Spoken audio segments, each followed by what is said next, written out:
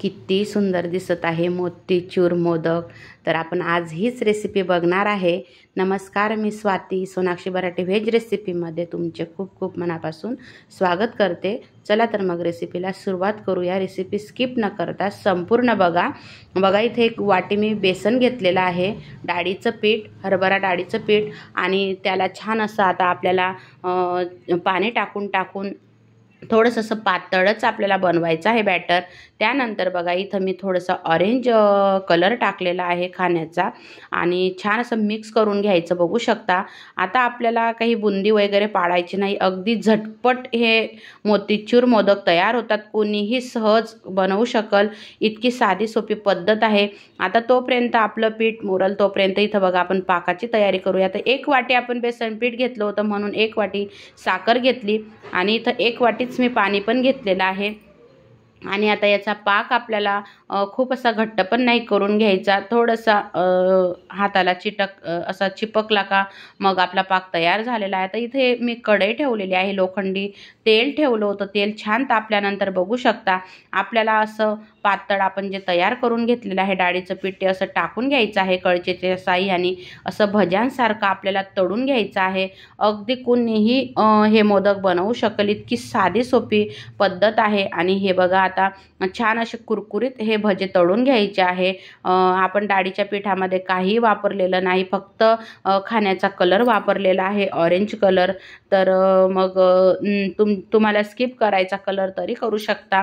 आणि आता बघा मी काढून घेतलं छान असं कुरकुरीत झाल्यानंतर आता परत मी टाकून घेत आहे भजे। तोपर्यंत इथं आपला पाक सुद्धा बघू शकता मस्त आता तयार होत आहे। आता बघा मी सर्व तळून घेतलेलं आहे। आता एका मिक्सरच्या भांड्यामध्ये आपल्याला थोडं टाकून घ्यायचं आहे, थोडंसं फिरवून घ्यायचं आहे चालू बंद करून। बघू शकता किती सुंदर झालेलं आहे, अगदी काही कष्ट नाही, खूप मेहनत नाही, झटपट तयार होऊन जातील हे मोदक बाप्पांकरता। आता तोपर्यंत आपला पाक बघू शकता मस्त शिजत आलेला आहे, छान तयार होत आहे। इथं मी 1 चम्मच साखरयुक्त वेलची पूड घातलेली आहे, म्हणजे लाडूंना छान असा स्वाद येतो। आता थोडीशी इथं मला काजू बदामही घालायचे आहे मस्तपैकी। आता बघा पाक तयार झाल्यानंतर आपण जे मिक्सरला बारीक तयार करून घेतलेलं होतं ते भजे तळून घेतलेले ते पाकात टाकून घ्यायचे आहे, आणि थोडंसं आता हलवत राहायचं आहे, थोडंसं हे घट्ट होईपर्यंत। बघू शकता लगेच घट्ट झालेलं आहे। आणि आता काजू बदाम मी टाकून घेतले, परत छान असं हलवून घेतलेलं आहे। आणि बघू शकता तुम्ही लाडूही बनवू शकतात याचे, अगदी साधं सोपं आहे, काही झंझट नाही, बुंदी पाडायची गरज नाही, खायला पण अप्रतिम चवीचे हे मोदक लागतात। तुम्ही नक्की बनवून बघा। तुम्हाला थोडेसे कमी गोड हवे असले तर मग तुम्ही साखर पाऊण वाटीच घाला। आता मी थोडीशी मगज बी घातलेली आहे, आपल्या मोदकाला छान असं मस्त एक चव येणार आहे। आणि थोडंसं मिश्रण थंड करून घ्यायचं आहे, थंड झाल्यानंतरच आपल्याला मोदक करायचे आहे। आता बघू शकता मिश्रण मी असं 1 तास ठेवून दिलं होतं, आणि थंड झाल्यानंतर आता असं बघा मस्त थोडं आता आपल्याला भरून घ्यायचं आहे। आणि अशा मोदकाच्या साच्यामध्ये मोदक तयार करून घ्यायचे आहे। तुम्ही बघू शकता मी एक आधीच बनवून बघितला, छान होतो का, किती सुंदर बघा, आकार पण छान आलेला आहे। आणि बाप्पा तर किती खुश होतील मोतीचूर मोदक बघितल्यानंतर, कारण बाप्पांना मोतीचूर लाडूसुद्धा खूप आवडतात।